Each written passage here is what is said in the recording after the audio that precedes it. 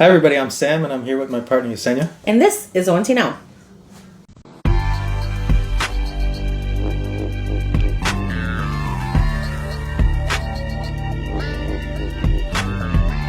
Hey Sam. How you been? I've been great. How about you? Good week. A little bit longer off. We just skipped a week. We needed a little break, but I kind of missed it. Kind of missed filming. I miss it too. So, on my drive here, I noticed that there's a building for sale. Really? Yeah. So I don't know if you're interested.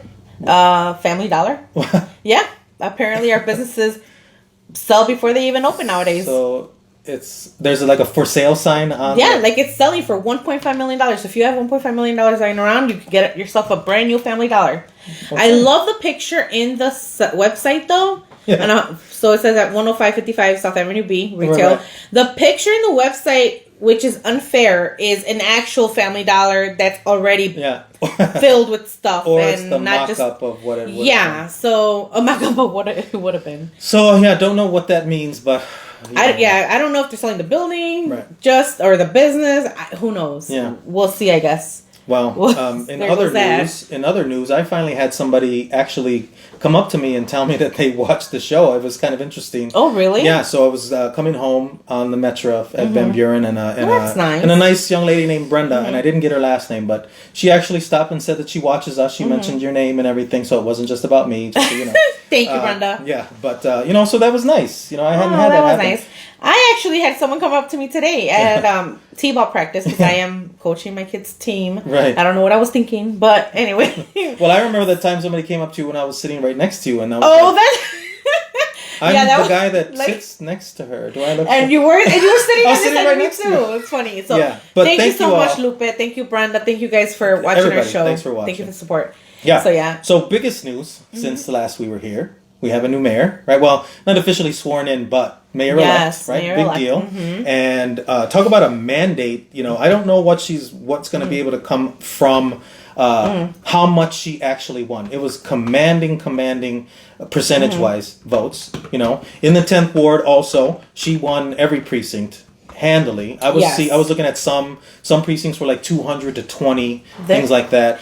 And you know what I do like about that, and not only obviously I'm very happy for the results. I was a supporter of Lightfoot, but what I do like is that it shows that the city has elected this person. It's not divided. It's not a close call. Yeah, it's like more than 70% of the city of Chicago voted for this person in. Right. So that is like a fresh start. Yeah, coming in. I mean, at least she starts with that. Yes. That she's got the support of the people. Now it's just a matter of her being able to get some of the things done. Yes. But as far as Preckwinkle was concerned, she actually did win a couple of just precincts, not wards, just precincts around her ward. Maybe? Or? Well, in the 4th and the 5th that kind of surround where her office is out there in Hyde Park. But other than that, it was crazy. But one of the things that we talk about it a lot. You've got experience in voter turnouts and things. As I was checking some of the results, I think you saw it too. We had some precincts in the ward that voted at 18% and 15% voter turnout. It's the ridiculous. Highest percentage we had in any precinct, I think, was like in the 30s, maybe 38 or something. And when you think about that, in the 10th ward, when you think about that, it kind of sends a message to City Hall that we don't get up and get out and make our voices known. And it's unfortunate because as you look at places that need to be served first, possibly, although she did win big percentage-wise, you just look at the amount of votes of people, and it's like people are just so apathetic about the whole process. It's unfortunate, Yeah. And I'm curious as to why they didn't get out to vote. I mean, we were about to elect the first African-American female into office, and that in itself is historic. So why wouldn't you want to be a part of that? And yes, we've been saying it time and time again. I mean, this last election in February was a low turnout. This is the reason why we don't get the services, and this is the reason why we don't get the results from City Hall and from the state and from the government in general, is that we are not a voice that wants to be heard clearly because we're not getting out there and voting. We had such low turnouts that, developers look at this. They look at this and they say, why would I develop in this community if they don't care about this?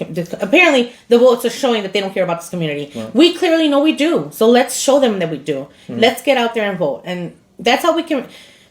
If anything else, that's the most important thing that you can do, because a lot of people work. You're busy. You can't get involved in organizations in the community. You can't get involved in programs. So at least do that. Do that part for your community. Right. So I don't know.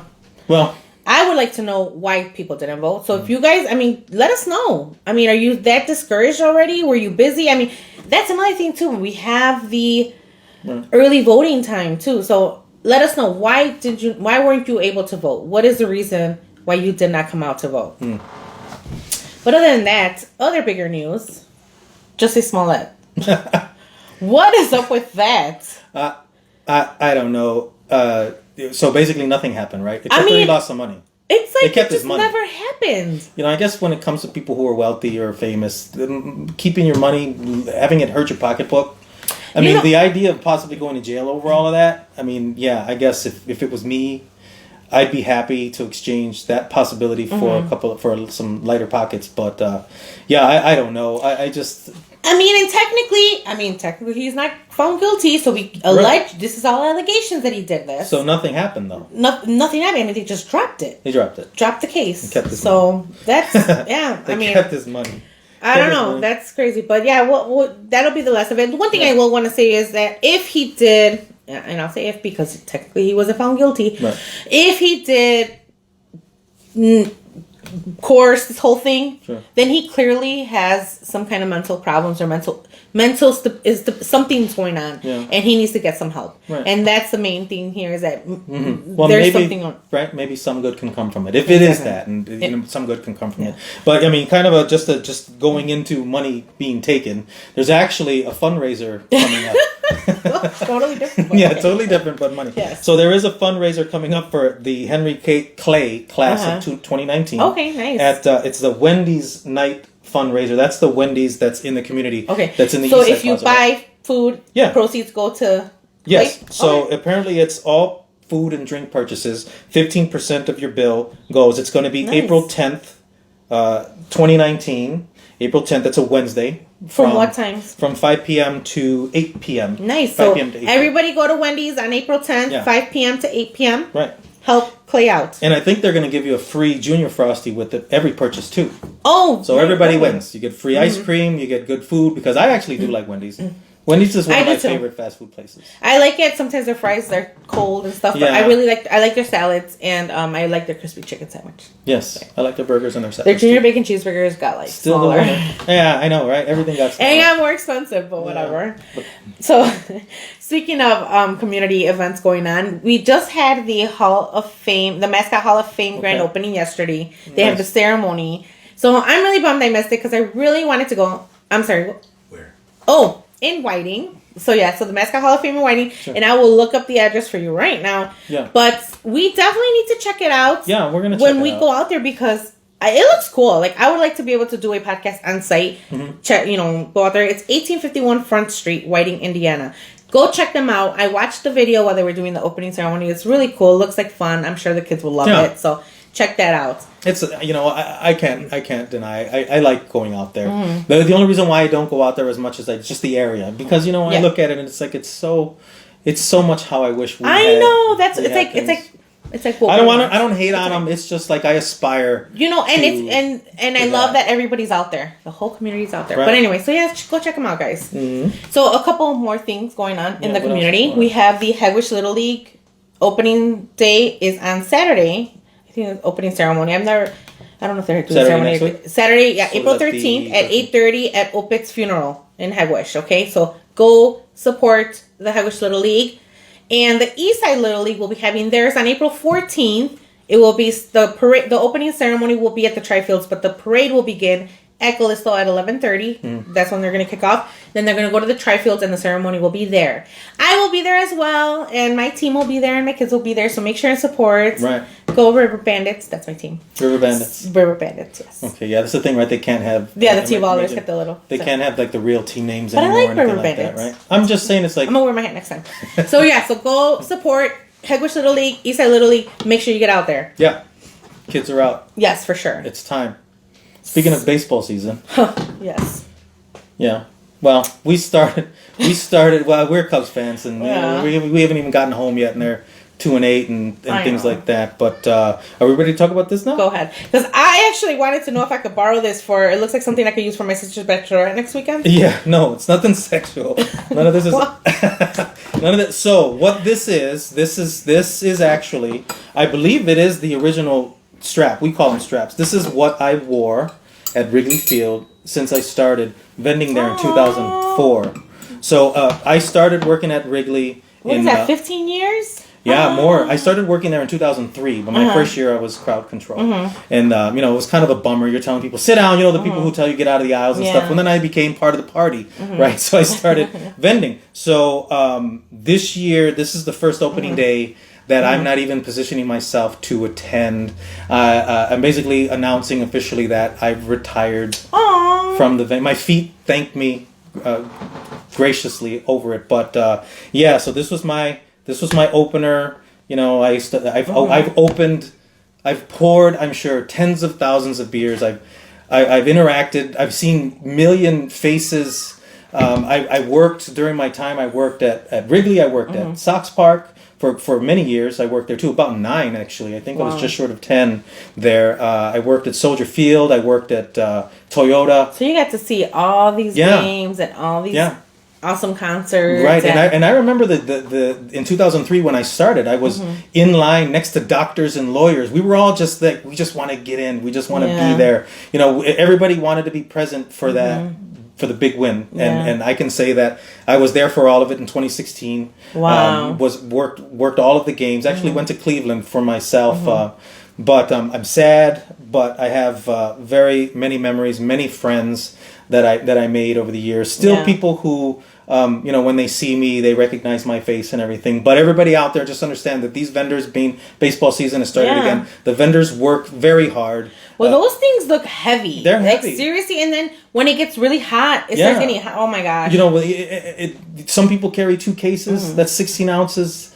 That's like 50 pounds on your back, walking up and down stairs, navigating crowds and everything. But so this is I actually have had this the entire time. This is the strap that I wore. This is my World Series strap. Wow. This is my everything. Actually, go on your wall now. Yeah, with all the other memories and tickets and things that I've had. So, yeah. Oh, well, that's sad, Sam, but... Bit of sad thing. Great for you. Yeah, great memories that you're going to take with you. Right, I know. And I've been saying it's like in my Forrest Gump type of life, I'll be able to say that I was a beer vendor. I mean, in this city of 2.7 million people, there's only like 300 of us at any one time.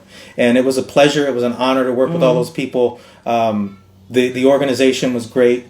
Interacting with Sox fans too. Being a Cub fan that I am, being there so often, I got to know that fan base a bit, and I got to confirm why some Cubs fans don't like Sox fans. I swear, you know what? If we can, just before we go, this was one of the things, because there's always that argument about Cubs and Sox, right? And I remember in 2008, the Cubs had made the World Series like 2 weeks. They had already clinched it. It was done. It was a good year.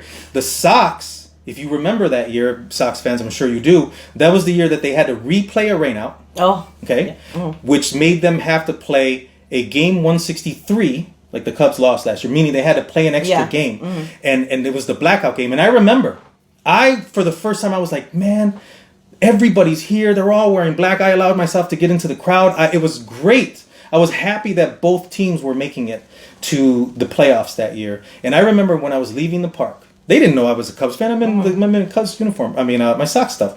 Walking out, people were chanting, "Let's go Dodgers!" Because the Cubs were playing the Dodgers. It's like you just made it. Yeah. And the first thing that you want to do is chant against the trash. And they're not even here. Nobody hears it. Only I heard it. But I was like, okay, guys, I'll never forget that one. But so it's an end of an era for me. I love just about every moment of it, except for, well, that was, I loved hearing your stories as you worked out there, so that's pretty awesome. Congratulations on your 15 years. It was. And, we'll love to hear more memories. Yeah, we'll talk about some more things again, but everybody, thank you so much for watching. Yes, thank you, everyone. Thanks for the people who do stop us and say they watch. And make sure to message us. We want to hear your feedback, want to hear what you're thinking, and want to hear back on anything. Just let us know. Just message to say hi. All right, everybody. Bye. This is ONT Now. Go Cubs.